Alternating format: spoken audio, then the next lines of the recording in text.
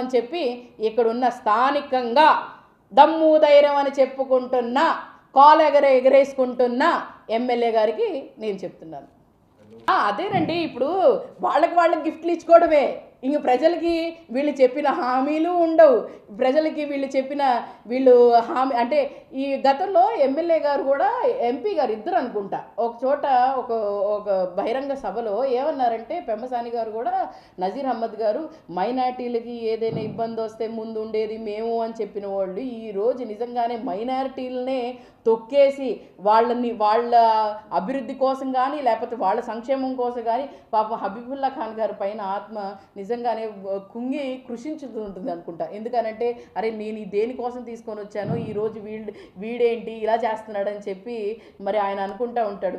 వీళ్ళు నచ్చిన ఇంకెందుకు సార్, ఎమ్మెల్యే గారు తీసుకున్నప్పుడు ఆస్తుల మీద కూడా ఒకసారి కన్ను లోకేష్ గారిని ఏమని చెప్పండి.